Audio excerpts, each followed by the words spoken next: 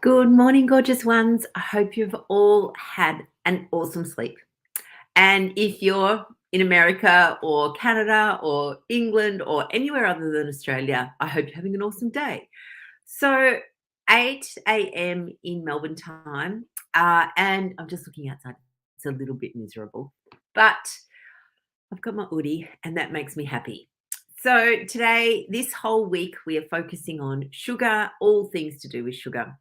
And here's something that came across my eyes, shared by another doctor, which was recently talking about fatty liver. Now, in the sugar course, we talk exactly how sugar, this is table sugar, and all forms of sugar, the fructose contributes to fatty liver, but also the glucose increases metabolic syndrome. So it's a double whammy when you've got sucrose, you've got the glucose and the fructose together, a double whammy for the liver. Now, interestingly, in this paper that was released, it talks a lot about the fact that liver transplants are on the rise due to this fatty liver. Now, it's undergoing a name change. So it's always been referred to as non-alcoholic fatty liver disease or NAFLD, but it's now being changed to metabolic associated fatty liver disease because it's got nothing to do with alcohol. And so having that in the name is confusing.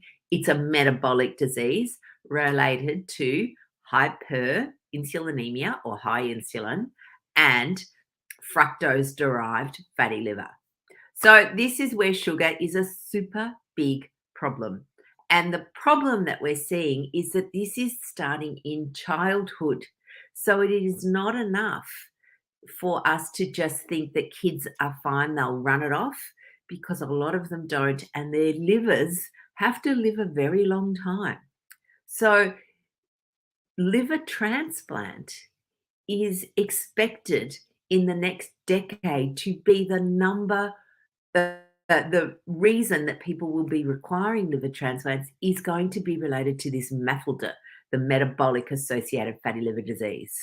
And that's because it's starting so young. So our kids in their teens are getting fatty liver disease. And so by the time they're 30 or 40, they've had it for 30 years already. It's just too long. So this is part of just undoing the way our society views sugar. So at the moment, we see it as this relatively harmless substance. We see it as something to have as a treat, except we have these treats every day. We see it as something to give to our grandchildren when they come over, except they've already had truckloads of it and you're just adding to it.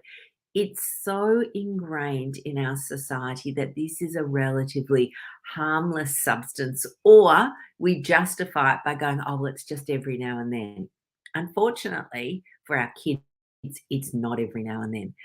Their bodies are dealing with an absolute truckload of the stuff. It is coming from them from all sorts. So I would just say to people, don't add to that. That don't add to that burden. I know it's hard, and I know in our society we are completely conditioned to believe that food equals love. It's not just our society, lots of societies believe this. Food is something that we do to get together, and that is true. But that doesn't mean we need to have that food as sugary shit. That food can be nutritious, beautiful, delicious food. It doesn't have to be sugary stuff. So I would be saying to people, if you've got children in your lives, and lots of us have, Alyssa's known as the sugar police. I know, but you shouldn't be known as like that's it's such a it feels like therefore that you're being harsh or that you're being rules. Should be just our normal thing. That this is just something that we don't do. We don't give our kids poisonous shit. We can give them other things. It gives them, I mean, first of all, the gift of time. That's what most kids want. But, if you want to spoil grandchildren, buy them coloring books, buy them little crafty kits, buy them little kits of seeds so that they can grow and you can connect with them while they watch their seeds grow. I mean, I think that's just such a wonderful thing to be able to do in technology these days. They can take a photo, they can send it to you, they can show you videos, they can FaceTime. There's so many other options that we have to connect with kids that don't involve sugar. So that's today's little tip for all of us.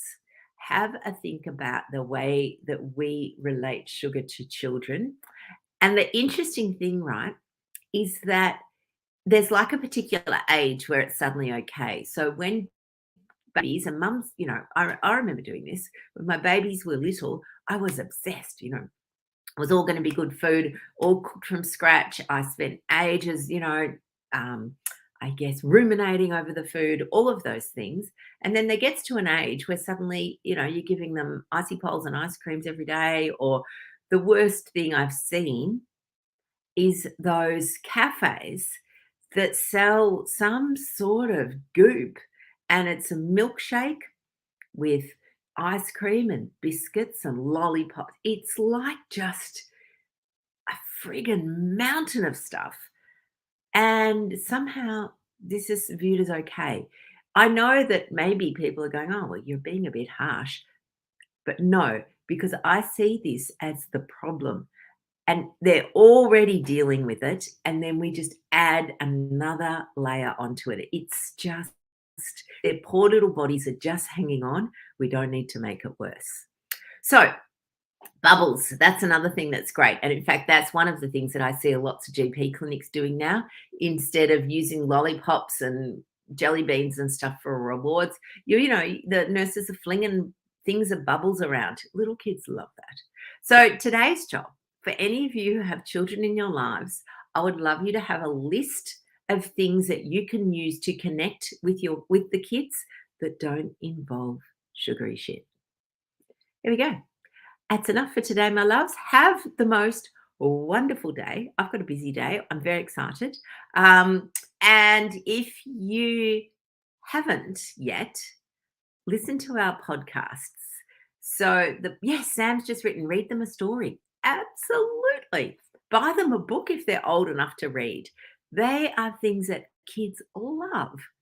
Love. Thanks for that suggestion, Sam. That's a wonderful one. So a little list. Podcast, we interviewed one of our members, Beck, and it was such a fun podcast. So if you haven't listened yet, please go and have a listen.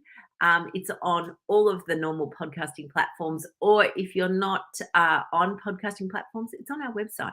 Just click rlmedicine.com/podcasts and you'll see it all there. Wonderful. Good, darlings. Have the most beautiful, spectacular day, and I will see you all tomorrow. Bye for now.